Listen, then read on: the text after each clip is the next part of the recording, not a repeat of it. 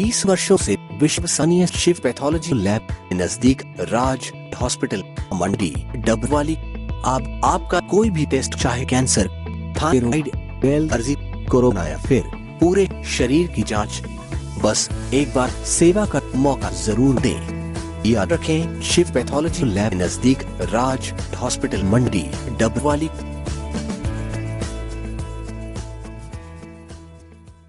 नमस्कार, तेज हरियाणा से गुरविंदर पन्नू। आज 23 दिसंबर डबवाली में अग्निकांड की 25वीं जो बरसी है वो मनाई गई है। सबसे पहली तस्वीर हम तेज हरियाणा की तरफ से सबसे पहले उन तमाम जो दिवंगत आत्माओं की याद में आज बरसी मनाई जा रही है, हम उनको श्रद्धा सुमन अर्पित करते हैं, शत शत नमन करते हैं सबसे पहले।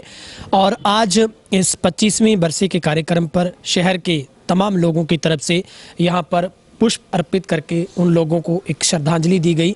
और साथ ही डबवाली में खूनदान एक कैंप का भी आयोजन किया गया था संस्था की तरफ से। वहाँ पर लोगों ने ब्लड डोनेट करके तमाम उन बिछड़ी हुई आत्माओं की याद में उन्हें श्रद्धा सुमन है वो अर्पित किए हैं। दरअसल आज के इस कार्यक्रम में डबवाली में जो कि जेजेपी के संयोजक डॉक्टर अजय सिंह चौटाला और बाडड़ा से विधायक नैना सिंह चौटाला की तरफ से भी यहाँ पर श्रद्धांजलि वो अर्पित की गई थी। साथ ही सिरसा से एडीसी उत्तम सिंह और डबवाली से एसडीएम अश्विनी कुमार की तरफ से और डबवाली से विधायक अमित सिहाग की तरफ से और तमाम जो सामाजिक जितने भी लोग हैं उनकी तरफ से यहाँ पर पहुंचकर उन्हें श्रद्धा सुमन जो अर्पित किए गए। और आपको याद है कि डबवाली के इतिहास का वो एक ऐसा काला दिन 23 दिसंबर 1995 को जब यहाँ पर 1:47 पर एक ऐसा अग्निकांड हुआ जिसमें उस हृदय विदारक अग्निकांड में मौजूद लगभग 1500 दर्शकों में से 442 लोग अकाल मृत्यु का ग्रास बने और उस वक्त 150 से ज़्यादा लोग हैं वो गंभीर रूप से जख्मी हो गए थे। तब से लेकर अब 25 साल बीतने के बावजूद भी डबवाली के लोगों को ये दर्द, जब भी वो वक्त आता है तो वो जख्म हरे हो जाते हैं और ये वक्त भुलाकर भी भुलाया नहीं जा सकता। एक वो वक्त जब 23 दिसंबर 1995 का दिन था, मानो जिंदगी थम सी गई थी और चारों तरफ चीख पुकार थी। किसी को कुछ भी सूझ नहीं रहा था कि आखिर हुआ तो हुआ कैसे है। पूरे देश और दुनिया में एक गम का माहौल था और आज उस काले दिन, उस मनहूस दिन के 25 वर्ष बीते हैं और उन लोगों को आज भी लोगों की तरफ से नम आँखों के साथ तमाम दिग्गजों के बीच में यहाँ पर पहुँचकर उन्होंने श्रद्धा सुमन अपने इस स्मारक पर अर्पित किए हैं। श्रद्धा सुमन अर्पित करने के लिए आया हूँ उन अग्निकांड पीड़ितों को, और जब भी मौका मिलता है मैं यहाँ होता हूँ तो आता ही हूँ इस फंक्शन में। तो लोगों ने ही देखा है और सबके लिए इससे बड़ी दुखदाई घटना तो और हमारे लिए हो ही नहीं सकती थी। में जो पीड़ित मिले हैं, प्रयास किया है और अब भी सरकार के लेवल पे जो कोई मदद, आज हम क्योंकि सरकार के हिस्से हैं, हमारे से मिलेंगे तो जरूर उनकी मदद करने का काम करेंगे। इस विषय में आपने ही बताया है, अगर कोई इस तरह की डिमांड है तो सरकार से रखेंगे, करेंगे क्योंकि बीच में तो हम तो सरकार के हिस्से नहीं थे। 15 साल के बाद दोबारा भी मौका मिला है, जरूर प्रयास करेंगे। अपनी जान खोई तो सभी को बड़ा दुख हुआ और उसके बाद कोर्ट ने भी और दूसरे प्रशासनिक आदेश भी हुए कि आगे से जो टेंट वगैरह लगाया जाए बड़ा सुरक्षित तरीके से लगाया जाए। कुछ म्यूनिसिपैलिटीज को गाइडलाइंस भी जारी हुई। तो ये हम सभी को एक सबक भी सीखना चाहिए कि इस तरह के यदि कोई प्रोग्राम होता है तो हम खुद भी जो मौजूद हैं वो एज हैं वो ध्यान रखें कि भी किसी तरह का कोई दुर्घटना ना हो। तो उसको सभी को सावधान करने की आवश्यकता होती है। तो मैं जो भी पिछले 20 साल के बाद आया हूँ, उस टाइम शुरुआत की थी जिस स्थल के ऊपर लोगों ने श्रद्धांजलि समारोह में शुरुआत के भी यहाँ पर कोई स्मारक बने, तो एक हॉल बना है, लाइब्रेरी बनी है, तो ताकि इनसे हम जो भी यहाँ के बुजुर्ग हैं, बच्चे हैं, वो उसका लाभ उठाएं।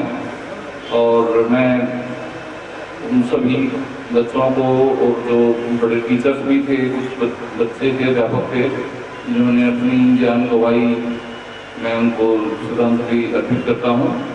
और भगवान से उनकी आत्मिक शांति के लिए प्रार्थना करता हूँ।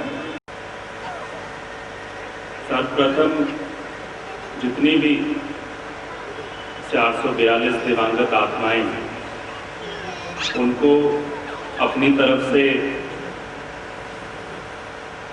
यही कामना करता हूँ कि वाहेगुरु भगवान अपने चरणों में स्थान दे। उनकी आत्मा की शांति की कामना करते हुए मेरी उन सभी परिवारों के साथ संवेदना भी है, क्योंकि पारिवारिक रूप से भी मैंने बड़े नज़दीकी से इस त्रासदी को, चाहे उस समय काफ़ी छोटा था, बचपन था, मगर बड़े नज़दीकी से देखा है। तो मैं आपका अनुभव और आपके जो गम हैं उनको कहीं ना कहीं महसूस भी कर सकता हूँ। मगर जैसे हमारे साथी ने अभी बात कही, सही मायने में एक ऐसी त्रासदी है जो कहीं पर जाए, ना केवल हरियाणा में, मैं मानता हूँ पूरे देश में और बहुत जगह पर विश्व में भी, जब भी डबवाली का नाम लेते हैं तो ये त्रासदी की याद सभी को आती भी है, सभी की भावनाएं इसके साथ जुड़ी हुई। और हर वर्ष जब भी आप लोग, हम सब इकट्ठे होते हैं तो कहता हूँ कहीं ना कहीं वो भावनाएं, वो पीड़ा दोबारा से उजागर होकर आती है। मगर जैसे साथी ने कहा कि सबसे आने वाले समय के लिए, आने वाली पीढ़ी के लिए भी दर्दनाक घटना जरूर है, मगर ये स्मारक सही मायने में उनको एक श्रद्धांजलि देने का काम करता है। और आप सभी ने प्रशासन के सामने भी हर वर्ष इस तरह की एक मांग रखी है।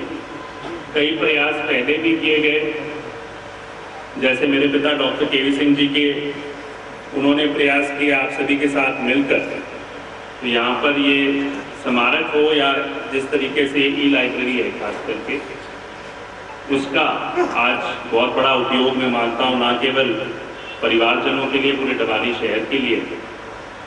और इन्हीं को, इसी चीज़ को हमें आगे बढ़ाने की आवश्यकता भी है, इस चीज़ की है। और कल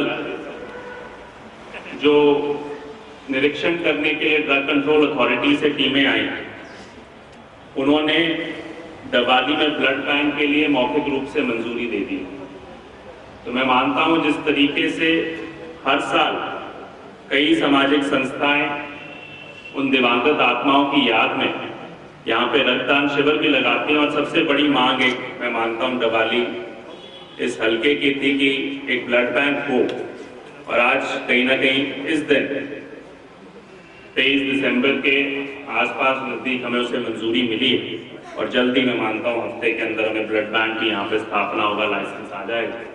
और उसके बाद मैं मानता हूँ पूरी तरीके से कि ताकि अगर किस तरह की कोई भी, वैसे तो भगवान से यही प्रार्थना है कभी कोई आपदा ना आए, मगर कोई भी ऐसी समस्या हो तो हमारे पास कम से कम एक ब्लड बैंक की सुविधा हो, ताकि उसका हम निपटा जा सके और बेहतर रूप से हम, मैं मानता हूँ चिकित्सा में भी मदद हो सके। तो एक बहुत बड़ा कदम डबवाली शहर के लिए, डबवाली वासियों के लिए रहेगा। साथ में जिस तरीके से विनोद बंसल जी भी हमारे बीच में हैं, और साथियों ने कुछ समय पहले इन्होंने प्रयास शुरू किए और एक मांग रखी थी कि जो शहर के अंदर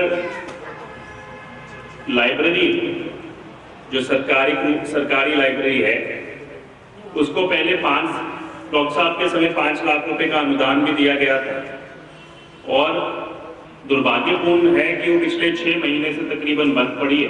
प्रशासन के एसडीएम साहब भी हैं, डीसी साहब भी, एडीसी साहब सभी हैं, तो 5 महीने से 6 महीने से बंद पड़ी है, क्योंकि जो उसका रख रखाव करते थे उनकी मृत्यु हो गई। तो आज और जो ढांचा भी है बिल्कुल जर्जर हालत में। तो इन्होंने एक कोशिश रखी और एक प्रयास शुरू किए कि उस लाइब्रेरी को, उसके जितने भी सरकार की तरफ से फंडिंग आती है, जो बुक्स हैं, जो पुस्तकें हैं, उन सबको यहाँ पर स्थानांतरित किया जाए, क्योंकि एक ये लाइब्रेरी है जो मैं मानता हूँ सही तरीके से रखरखाव भी किया जा रहा है और पूरा लाभ पहुँचाने का काम कर रही है। तो अगर इसको वो सहूलियत मिल जाए तो आने वाले समय में मैं मानता हूँ पूरे शहर के लिए बहुत बड़ी सुविधा होगी। इन्होंने प्रशासनिक रूप से आगे मांग रखी थी, तो मैंने वो बेड़ा उठाया है।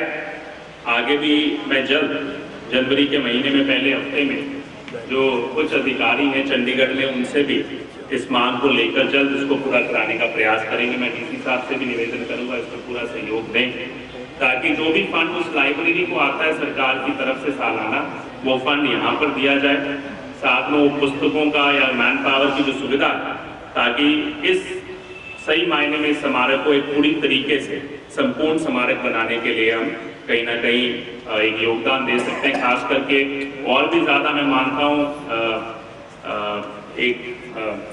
दिल को छूने वाली बात भी होगी, जो घटना हुई थी वो एक स्कूल फंक्शन में स्कूल के बच्चे थे, बहुत सारा जो हमारा यहाँ का भविष्य था, सही मायने में अगर आज वो बड़े होते, आज वो हमारे बीच में होते, मैं मानता हूँ उनकी ऐसी प्रतिभाएं थी जो बहुत कुछ इस दिवाली का नाम रोशन करने का भी काम करती।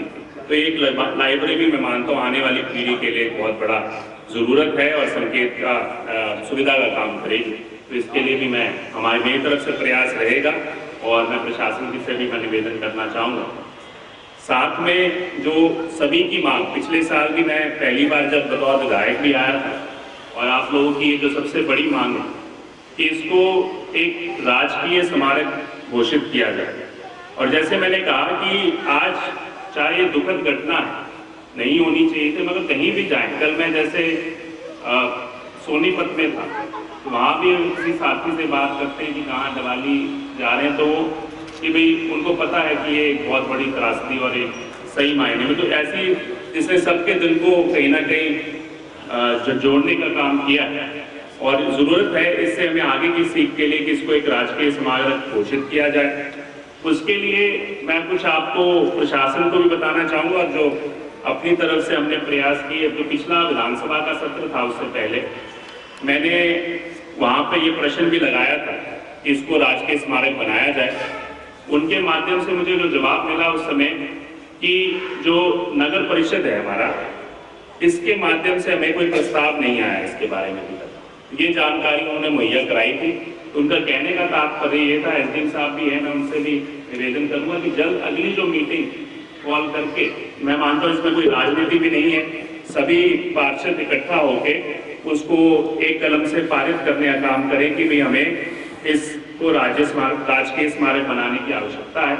और जैसे ही आप लोगों की तरफ से उसको पारित कर दिया जाएगा, मैं मानता हूँ हम भी और प्रशासन मिलकर उस पर पूरा प्रयास शुरू करके जल्द से जल्द वो सुविधा, इसको राजकीय स्मारक बनाने का काम करेंगे।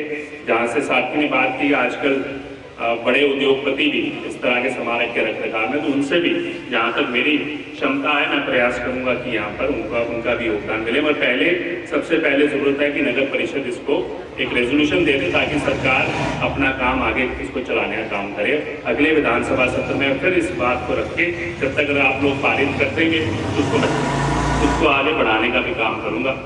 तो मैं यही कहना चाहता हूँ, यहाँ पे की लाइब्रेरी की बात हो, उसको बेहतर सुविधा के लिए सरकार से मांग रखें और राजकीय स्मारक के लिए।